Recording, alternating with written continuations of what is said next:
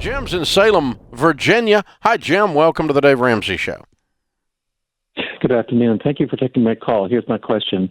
I'm working with a young man who recently got out of jail. He's a felon with an RSO. He's deeply in debt. He's got about $500+ a month in debt, and he's only earning about $2,000 a month. Nobody wants to really hire him. I've offered to pay for Financial Peace University for him if he would do it. But he keeps balking. He just doesn't want to. He doesn't want to be financially sound or make some good financial decisions because he wasn't trained that way. His dad died when he was very young. His mother was a drunk.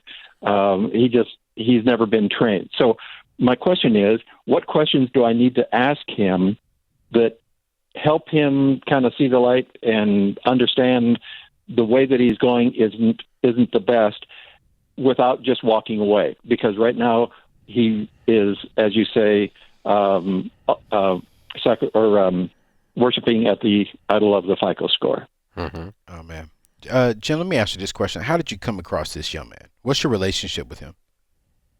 I have no relationship with him other than a friend of mine was visiting him in jail. And so now the two of us are, trying to help him a little bit on the outside. But we have not given him any money. Good. We're only kind of spending some time with him and advising him on some things.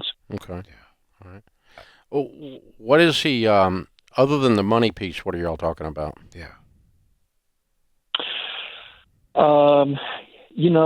I take him out on a farm and work with him. We're building a fence for an elderly gentleman. We kind of talk about lots of different things. We go out to dinner. But he knows your purpose in his life is to better his life, right? To mentor him, disciple him into being a better guy, right? Well, I hope so. Why does he think you're hanging around? Right. Well, yeah, I've asked myself that very same question. And he doesn't have any friends. He's only got just a couple. Nobody wants to associate with him. Even the churches, won't take him in because of his RSO classification. So, I'm sorry, I'm stupid. What's RSL? RSO? No, RSO. Yeah. It's registered sex offender. Right. Oh, okay. Yeah. Okay. Thanks. And that helped me. And I can understand, why everybody is cautious, but he's just, it's just a tough situation with him. Yeah. But when it comes to money, he's not making good decisions. And I'm trying to help him understand that, and Jim, he won't, because he doesn't earn very much money. Jim, here's the thing. Go ahead. He can't make right decisions right now because he doesn't know any better. So I think I like what Dave was talking about. What are you talking with him outside of money? Because before we can address the money, we got to address the mindset. And to address the mindset, you got to think about it. He has to see different things and experience different things to register in the mind to shift how he thinks and looks and process things around money. And so this one's going to be kind of hard because he is RSO.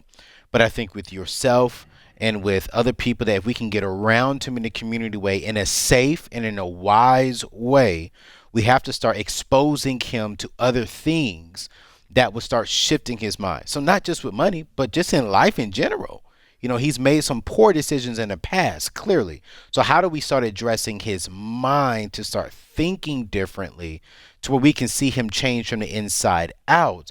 Then once we start seeing his mind shift, the way he looks and processes life, then we'll see and be able to address the money issues. But I really wouldn't stress about how do I help him right now with the money. There's something much bigger than money. What I'm thinking about is my buddy who's wealthy today, who grew up in the hood by his own words.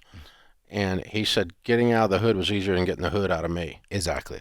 And so I guess I'm just asking the guy a lot of questions. Where do you want to go? Mm-hmm. Where do you want to be in 5 years?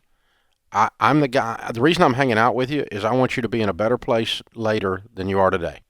I want you to have more money than you do today. I want you to have a better life and a better reputation than you do today. I want you to have a better job and a better career than you do today. I want you to, experience a transformational healing of your life, and I want to be there while it happens. I want a front row seat to this happening, and I want to walk with my arm around your shoulder and my foot kicking your butt to cause this to happen. Now, how can I do that? What can we do? Because I really, I could build fences with you for the next 15 years and you don't change, and that's not going to work for me. I'm building fences with you, literal fences, so that I can build a connection to you so you can get better. Now, how can I help you do that? I am not interested in you being in the same place 5 years from now. If that's all you want for your life, I can't help you get there. That's not going to be okay with me. And some stuff like that, and just get him dream. I think I see stuff in you. I see that you can be somebody, but you're going to have to decide that you're going to take some steps to be there. Yeah. And I can show you the steps then. I'm standing here ready, man. So the thing that was, those kinds of things, and stories like the Andrew Carnegie story, if you're from Pittsburgh, it's Carnegie, but the very, very wealthy family, and their foundation formed basically the public library system in America.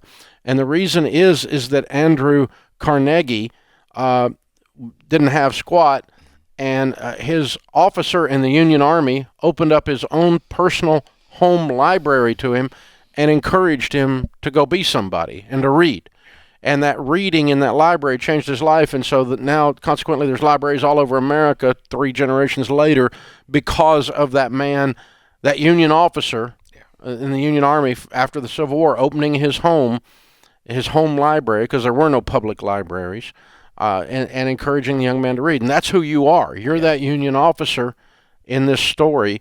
And so I just would put it out there that, I can take you some places, man, but you got to be willing to get in the car. Yeah, and have patience during that time as well. Yeah, you have patience with him, but this idea that I'm going to sit on the side of the road and suck my thumb, because listen, there's a whole lot of stuff that everybody has in their past. Yes. And that's a horrible label to have on you. It's a horrible label to have on you. But it doesn't mean you can't do anything. You can run your own business and do anything you want to do as long as you don't violate parole and laws on registration and so forth. But you can run your own business and do whatever. Nobody comes into a sub shop and asks if you're making subs, if you own the sub shop, if you're an RSO or not. They just want to know, is the sandwich good? And that's the whole thing. So he can redeem his life. He's not ruined for life.